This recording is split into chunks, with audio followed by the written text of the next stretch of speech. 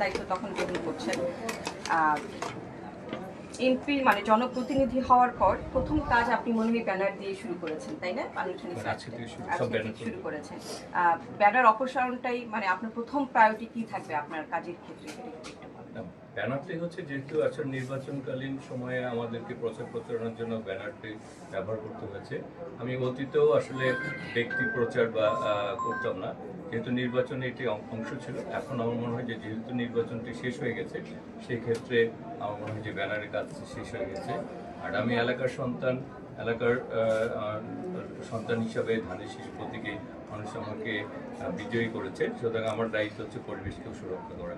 সুতরাং মনে হয় যে আমি আমার কাজটি প্রথম শুরু করার প্রয়োজন, সেই ক্ষেত্রে আমি ব্যানারগুলো অপসারণ করছি।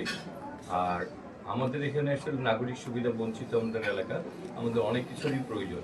আর সেই ক্ষেত্রে আমরা আসলে বলেছি যে আমরা এলাকা ভিত্তিক বলবো, ওয়ার্ড ভিত্তিক মতামত নিয়ে যে কাজটি করলে ওই ওয়ার্ডে বেশিরভাগ লোক উপকৃত হবে, অথবা স্থানীয়ভাবে যে কাজটি যে উন্নয়ন অংশ যে ডিমান্ড বেশি, সে মতামতটা নিয়ে আমাদের সরকার গঠিত হলে যারা দায়িত্বশীল থাকবেন তাদেরকে যে আমাদের বক্তব্যটা এবং আমাদের যে প্রয়োজনটা উপস্থাপন করব। এবং আমাদের দলের চেয়ারম্যানও বলেছেন যে এলাকার উন্নয়নে, ঢাকা নগরের উন্নয়নের ব্যাপারে তিনি লক্ষ্য রাখবেন। সেক্ষেত্রে আমরা এলাকা ভিত্তিক প্রায়োরিটি, আমাদের সম্পদ তার অত বেশি না, সীমিত সম্পদ, আমি যে কথাটা বলি আর কি, যে সীমিত সম্পদের সর্বোচ্চ ব্যবহারের মাধ্যমে অগ্রাধিকারের ভিত্তিতে স্থানীয়ভাবে মতামত নিয়ে আমরা এগিয়ে যেতে চাই।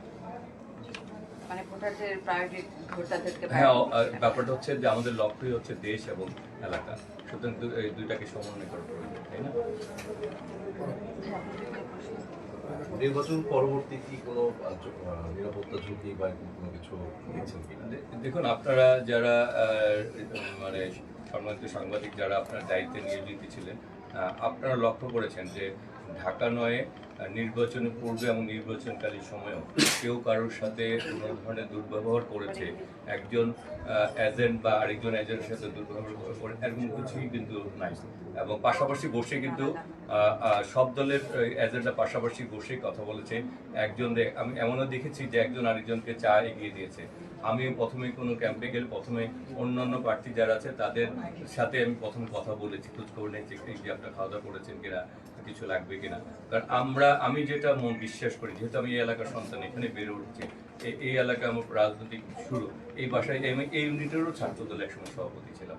সেই ক্ষেত্রে আমরা চাই যারা আমরা নির্বাচনে প্রার্থী ছিলাম তাদের মধ্যে যদি একটা সৌহার্দ্যপূর্ণ পরিবেশ থাকে, তাহলে তাদের কর্মী সমর্থকরা উৎসাহী হবে যে হ্যাঁ, যাদের জন্য আমরা খাটছি বা যাদেরকে তারাই তো, তাদের মধ্যে একটা সুন্দর সম্পর্ক রয়েছে। সুতরাং আমাদেরও মাঠ পর্যায়ে সুন্দর একটি সম্পর্ক রাখতে হবে, কারণ আমরা যাতে আমরা কালচারটা তৈরি করতে চাই, রাজনীতির পজিটিভ একটু মানসিকতা।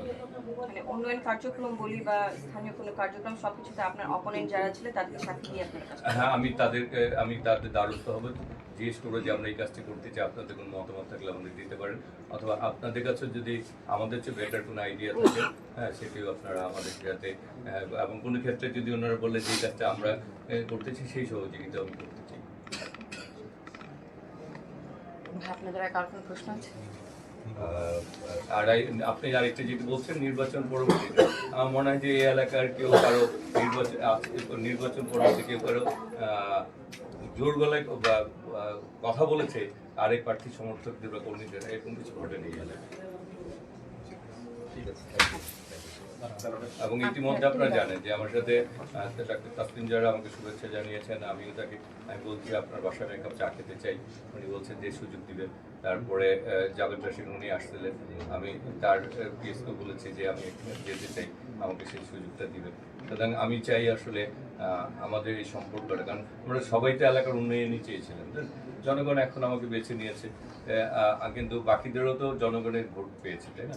তাদেরও তো একটা অংশ আছে।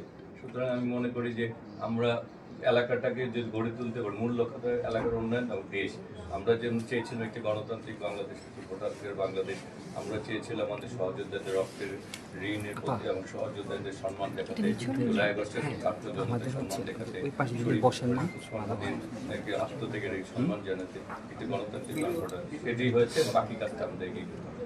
তাসনিম জানা তো আপনাকে নির্বাচনের প্রচারকালীন তিনি বিভিন্ন জায়গায় বলেছেন যে জয়ী যিনি হবেন একসাথে কাজ করবেন।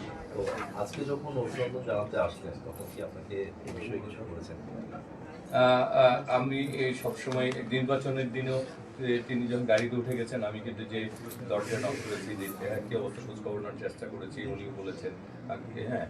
এবং আমি এই একসঙ্গে কাজ করার ব্যাপারে প্রথম থেকে বলে আসছি, এখনো বলে আসছি, আমার চেষ্টা অব্যাহত থাকবে শেষ পর্যন্ত।